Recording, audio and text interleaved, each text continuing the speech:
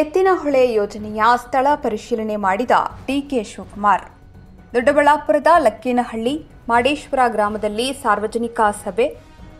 DK ಶಿವಕುಮಾರ್ಗೆ ಸಾಥ್ ನೀಡಿದ ಸಚಿವ ಕೆಎಚ್ ಮುನಿಯಪ್ಪ, ಶಾಸಕ ಧೀರಜ್ ಮುನಿರಾಜ್. ಎತ್ತಿನಹೊಳೆ ಯೋಜನೆಗೆ ಭೂಮಿ ಕೊಟ್ಟ ರೈತರಿಗೆ ಸೂಕ್ತ ಪರಿಹಾರ ನೀಡುವ ಭರವಸೆ. ಮುಳುಗಡೆ ಆಗುವ ಗ್ರಾಮಗಳಿಗೆ ಪರ್ಯಾಯ ಗ್ರಾಮಣ ಮತ್ತು ಜಮೀನು ನೀಡುವ ಭರವಸೆ. ಕಸದ ಸಮಸ್ಯೆಗೆ ಮುಂದಿನ ದಿನಗಳಲ್ಲಿ ಪರಿಹಾರ. ಮತ್ತೊಂದು ದಿನ ಕಸ ವಿಲೇವಾರಿ ಘಟಕಕ್ಕೆ ಭೇಟಿ ನೀಡುತ್ತೇನೆ ಎಂದ ಡಿಸಿಎಂ. ಕಸದಿಂದ ಗ್ಯಾಸ್, ವಿದ್ಯುತ್ ಉತ್ಪಾದನೆ ಆಗಬೇಕು. ಆ ರೀತಿ ಬೆಂಗಳೂರಿನಲ್ಲೇ ಪ್ಲಾನ್ ಜಾರಿಗೆ ತರುತ್ತೇವೆ. ದೊಡ್ಡಬಳ್ಳಾಪುರದ ಲಕ್ಕೇನಹಳ್ಳಿಯಲ್ಲಿ ರೈತರಿಗೆ ಭರವಸೆ ನೀಡಿದ ಡಿಕೆ ಶಿವಕುಮಾರ್. ಬೆಂಗಳೂರು ಗ್ರಾಮಾಂತರ ಜಿಲ್ಲೆಯ ದೊಡ್ಡಬಳ್ಳಾಪುರ. ಕ್ಯಾಮರಾಮ್ಯಾನ್ ಚರಣ್ ಜೊತೆ ರಾಜು ಅಗಸ್ಯ, ಎಂಎಂಕೆ ನ್ಯೂಸ್, ದೊಡ್ಡಬಳ್ಳಾಪುರ.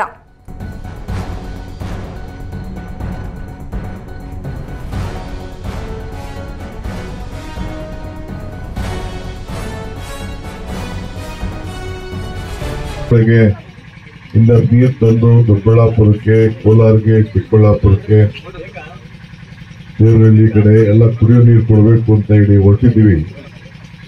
ಇದನ್ನು ನೋಡ್ಲಿಕ್ಕೆ ಏನ್ ಕೆಲಸ ಆಗಿದೆ ಅಂತ ನೋಡ್ಲಿಕ್ಕೆ ಮತ್ತು ಏನೇನ್ ಮಾಡಬಹುದು ಅಂತ ಹೇಳಲಿಕ್ಕೆ ಬಂದಿದ್ದೇನೆ. ಅನೇಕ ಬಾರಿ ಮುನ್ರಾಜ್ ಅವರು, ವೆಂಕಟಪ್ಪನವರು ಇಬ್ರು ಕೂಡ ತಮ್ಮ ಸಮಸ್ಯೆಯನ್ನ ನನ್ನ ಗಮನಕ್ಕೆ ಸೆಳೆದಿದ್ದಾರೆ. ನಿನ್ನೆ ನಾನು ಮುಖ್ಯಮಂತ್ರಿಗಳು, ನಾವು, ಮುನಿಯಪ್ಪನವರು ಎಲ್ಲ ಕೂತ್ಕೊಂಡು ಪರಮೇಶ್ವರ್ ಎಲ್ಲ ಚರ್ಚೆ ಮಾಡಿದ್ದೇವೆ. ಫಸ್ಟ್ ಕುಡಿಯೋ ನೀರಿಗೆ ನಾವು ಆದ್ಯತೆಯನ್ನು ಕೊಡಬೇಕು.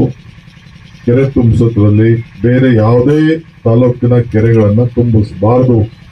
ಫಸ್ಟ್ 14 TMC ನೀರನ್ನ ಎತ್ಕೊಂಡೋಗಿ ಚಿಕ್ಕಬಳ್ಳಾಪುರ, ಕೋಲಾರ್ಗೆ ಮುಚ್ಚುವಂತ ಕೆಲಸ ಮಾಡಬೇಕು.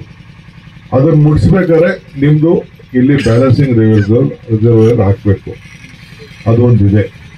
ಆದ್ರೆ ಒಂದು ಭರವಸೆ ನಾನು ಕೊಡ್ತೇನೆ ನಿಮಗೆ, ಯಾವ ತಾಲೂಕು ಏನಾರಾಗ್ಲಿ, ನೀವು ನಿಮ್ಮಲ್ಲಿ ಬ್ಯಾಲೆನ್ಸಿಂಗ್ ರಿಸರ್ವ್ ಮಾಡೋದ್ರಿಂದ ನಿಮ್ಮ ಏನು ಕೆರೆಗಳಿಗೆ ಏನಿದೆ, ನಿಮ್ಮ ಬೇಡಿಕೆ ಏನಿದೆ, ಅದರ ಬಗ್ಗೆ ನಾನು ಹೆಚ್ಚಿಗೆ ಗಮನವನ್ನು ಕೊಟ್ಟು ನಿಮಗೆ ಒಂದು ಸ್ಪೆಷಲ್ ಆಗಿ ಟ್ರೀಟ್ಮೆಂಟ್ ಮಾಡುವಂತ ಕೆಲಸವನ್ನ ನಾನು ಮಾಡಿಕೊಡ್ತೀನಿ ಅನ್ನೋದು ಒಂದು ಮಾತು. ಎರಡನೇದು, ಕಸದ ವಿಚಾರ ಏನು ಹೇಳ್ತಾ ಇದ್ದಾರೆ. ಈಗಾಗಲೇ ನಾನು ಹೈದರಾಬಾದು, ಡೆಲ್ಲಿ, ಚೆನ್ನೈ ಎಲ್ಲ ನೋಡ್ಕೊಂಡು ನಾನು ಬಂದಿದ್ದೀನಿ. ಒಂದಿನ ಕಸ ಬಂದ್ರೆ 3 ದಿನದಲ್ಲೇ ತಿರ್ಗಾ ಕಸ ಎಲ್ಲ ಬರ್ನ್ ಆಗ್ಬೇಕು. ಹಾಗೆ ಅಲ್ಲಿಂದ ಕರೆಂಟು ಇಲ್ಲ ಗ್ಯಾಸ್ ಉತ್ಪತ್ತಿ ಆಗ್ಬೇಕು. ಆ ತರ ಮೊದಲು ತರ ಇಲ್ಲಿ ಬಂದು ಕಸ ಹಾಕುವಂತ ಒಂದು ವ್ಯವಸ್ಥೆಗೆ ಯಾವುದು ಕೂಡ ನಾವು ಯೂನಿಟ್ ಒಳಗಡೆ 10 ಎಕರೆ ಒಳಗಡೆ ಅದನ್ನ ತುಂಬಿ ಡ್ರೈವ್ ಮಾಡಿಬಿಟ್ಟು ಅದನ್ನ ಕರೆಂಟ್ ಉತ್ಪಾದನೆ ಮಾಡೋದು, ಗ್ಯಾಸ್ ಉತ್ಪಾದನೆ ಮಾಡೋದು, ಅದಕ್ಕೆ ಈಗಾಗಲೇ ನಾವು ಸಿದ್ಧತೆಯನ್ನ ನಾವು ಮಾಡ್ಕೊಳ್ತಾ ಇದ್ದೇವೆ. ಇಡೀ ರಾಜ್ಯದಲ್ಲಿ ಇದೊಂದು ದೊಡ್ಡ ಸಮಸ್ಯೆ ಇದೆ. ಇದನ್ನು ಬಗೆಹರಿಸಬೇಕು. ಇದಲ್ಲದೆ ಇನ್ನ ಯಾರು ಈ ಗುಡ್ಡಗಳ ಪಕ್ಕ ಯಾವ್ದಾದ್ರು ಜಮೀನು ಕೊಟ್ರೆ, ಖಾಸಗಿ ಜಮೀನು ಕೊಟ್ಟರು ಕೂಡ ನಾವು ತೆಗೆದುಕೊಂಡು ಇದನ್ನ ಮಾಡ್ಲಿಕ್ಕೆ ಬೆಂಗಳೂರು ನಗರದಲ್ಲೇ ಫಸ್ಟ್ ಒಂದು ರೌಂಡ್ ಮಾಡ್ತಾ ಇದೀವಿ.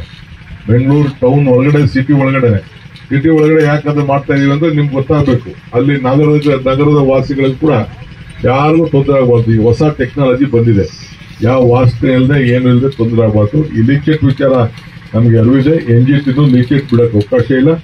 ನಾವು ಅದಕ್ಕೆ ಏನು ತಡೆಯಬೇಕು, ಅದಕ್ಕೆ ಏನ್ ಮಾಡಬೇಕು ಅಂತ ಎಷ್ಟೇ ನೀರು ಬಂದ್ರು ಕೂಡ ಅದ್ರ ಬಗ್ಗೆ ಇನ್ನೊಂದಿನ ನಾನು ಇಲ್ಲಿಗೆ ಪ್ರತ್ಯೇಕವಾಗಿ ನಾನು ಅದಕ್ಕೆ ಹಗಲೊತ್ತು ನಾನು ಬಂದು ನಾನು ನೋಡ್ತೇನೆ.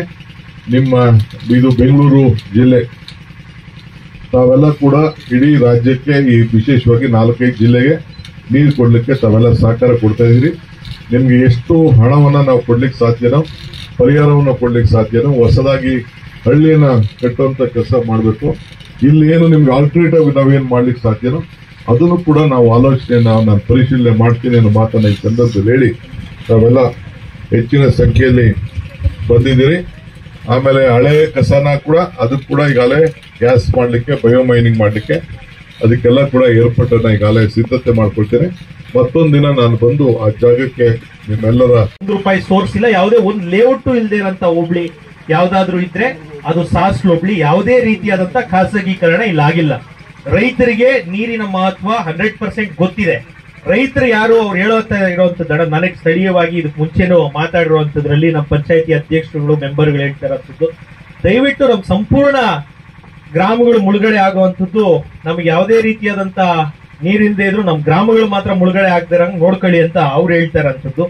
ಜೊತೆಗೆ ನಾನು MD ಅವ್ರಿಗೆ ಅವಾಗ್ಲೂ ಹೇಳಿದೆ, ನೀವು ಅದಕ್ಕೆ ಮುಂದೆನೂ ಹೋಗಿ, ಯಾಕಂದ್ರೆ ಡ್ರಿಂಕಿಂಗ್ ವಾಟರ್ ಪ್ರಾಜೆಕ್ಟ್ ಅಂತ ಹೇಳಿ ಮಾಡೋವಾಗ್ಲೂ ನಾವೇನಾದ್ರೂ ಅದನ್ನ ಮಾಡ್ಬೇಕು ಅಂದ್ರೆ ಇವ್ರ ರಿಹ್ಯಾಬಿಲಿಟೇಷನ್ ಇದೇ ಹೋಬಳಿಯಲ್ಲಿ ಜಮೀನ್ ಸಮೇತ, ಯಾಕಂದ್ರೆ ರೈತರು ಇರುವಂತವ್ರು, ಇವ್ರು ಕರ್ಕೊಂಡೋಗಿ ದೊಡ್ಡಬಳ್ಳಾಪುರದಲ್ಲಿ ಸೈಟ್ ಕೊಟ್ರೆ ಯಾರಿಗೂ ಏನ್ ಪ್ರಯೋಜನ ಆಗಲ್ಲಣ್ಣ. ಇದೇ ಹೋಬಳಿಯಲ್ಲಿ ಅವರು ಒಂದೊಂದು ಕುಟುಂಬಕ್ಕೆ ಎಷ್ಟು ಭೂಮಿ ಕಳ್ಕೊಂತಾರೆ, ಯಾಕಂದ್ರೆ ಬೇಕಾದಷ್ಟು ಗೌರ್ಮೆಂಟ್ ಲ್ಯಾಂಡ್ ಇದೆ, ಬೇಕಾದಷ್ಟು ಭೂಮಿನೂ ಇದೆಯಣ್ಣ.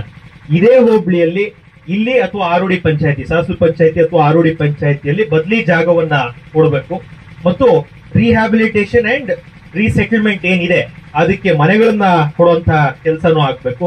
ಇದ್ರ ಜೊತೆಗೆ ಕೇವಲ 7 ಕೆರೆ ಇವತ್ತು ನಮಗ್ ತುಂಬುವಂತದ್ದು ಈ ಯೋಜನೆ ಅಡಿಯಲ್ಲಿ ನೀರು ಕೊಟ್ಟಿರೋದಣ್ಣ. ಇವತ್ತಿಗೂ ನಿಮ್ಗೂ ಗೊತ್ತಿದೆ, ತಾವು ಇದೇ ಅವಿಭಾಜ್ಯ ಜಿಲ್ಲೆಯ ನಾಯಕರು, ತಮಗೂ ಗೊತ್ತಿದೆ, ಒಂದೇ ಒಂದು ಡ್ರಿಂಕಿಂಗ್ ವಾಟರ್ ಪ್ರಾಜೆಕ್ಟ್ ನಮ್ಗಿಲ್ಲಣ್ಣ. 29 ಕೆರೆ ನಮ್ಮ ದೊಡ್ಡಬಳ್ಳಾಪುರ ವಿಧಾನಸಭಾ ವ್ಯಾಪ್ತಿಗೆ ಬರುತ್ತೆ, 10 MI ಕೆರೆ ದೇವನಹಳ್ಳಿ ವಿಧಾನಸಭಾ ವ್ಯಾಪ್ತಿಗೆ ತೂಬ್ಗೆರೆಯಲ್ಲಿ ಬರುತ್ತೆ. ನಮ್ ಬೇಡಿಕೆ ಇರುವಂತದ್ದು 29 ಕೆರೆಗೂ ದಯವಿಟ್ಟು MI ಕೆರೆಗೆ, TRED ಕೆರೆಗೆ ಬೇಡ, ಮೈನರ್ ಇರಿಗೇಷನ್ ಕೆರೆಗೆ ಸಂಪೂರ್ಣವಾಗಿ ಈ ನೀರನ್ನ ತುಂಬಿಸುವಂತಹ ಕೆಲಸ ತಮ್ಮಿಂದ ಆಗ್ಬೇಕಣ. ಇದರ ಜೊತೆಗೆ ನಾನು ಹೇಳಿದಂತದ್ದು, ಇಲ್ಲಿಂದ ಕೇವಲ 1.5 ಕಿಲೋಮೀಟರ್ ಡಿಸ್ಪ್ಲೇಸ್ಮೆಂಟ್ ಅಲ್ಲಿ ನಮಗೆ ಈ ಹೋಬಳಿಯ ದೊಡ್ಡ ಸಮಸ್ಯೆ ಇರುವಂತದ್ದು MSGP ಅಂತ ಒಂದು ಖಾಸಗಿ ಕಸ ವಿಲೇವಾರಿ ಕಂಪನಿ BBMP ಅಡಿಯಲ್ಲಿ ಇವತ್ತು ಕೆಲಸ ಮಾಡ್ತಿದ್ದೀನ. ಇಲ್ಲಿಂದ ನೀರು ಲೆಚ್ಚೆಟ್ಟು ನಿಮಗೆ ಲಾಸ್ಟ್ ಟೈಮ್ ಮಳೆಗಳು ಬಂದಾಗ 2022 ರೇಂಜ್ ಅಲ್ಲಿ ಮಾವತೂರ್ ಕೆರೆವರೆಗೂ ಕಂಪ್ಲೀಟ್ಲಿ ಲೆಚ್ಚೆಟ್ಟು ಹೋಗಿತ್ತು. ಯಾಕಂದ್ರೆ ಗ್ರಾವಿಟಿ ತಾವೇನು ಲಕ್ಕಿನಹಳ್ಳಿ ನೋಡ್ತೀರಾ ಅದೇ ಗ್ರಾವಿಟಿಯಲ್ಲೇ ಅಪ್ ಟು ಮಾವತೂರ್ ಕೆರೆವರೆಗೂ ಆ ಲೆಚ್ಚೆಟ್ಟು ಕಂಪ್ಲೀಟ್ಲಿ ಹೋಗಿತ್ತು.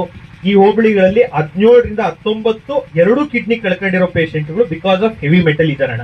ತಮ್ಮ ಉದ್ದೇಶ ಏನಿದೆ, ನಮ್ ಗ್ರೌಂಡ್ ವಾಟರ್ ರೀಜನರೇಟ್ ಆಗ್ಲಿ, ಇಲ್ಲಿ ಡ್ಯಾಮ್ ಬಂದ್ರೆ ಸುತ್ತಮುತ್ತ ಇರೋರ್ಗೆ ಒಳ್ಳೆ ನೀರ್ ಸಿಗುತ್ತೆ, ಸುತ್ತಮುತ್ತ ಇರೋರ್ಗೆ 50 ಅಡಿ 100 ಅಡಿ ಬೋರ್ ಸಿಗುತ್ತೆ ಅನ್ನೋ ತಮ್ಮ ಉದ್ದೇಶ ನಮ್ಗೆ ಅರ್ಥ ಆಗುತ್ತಣ.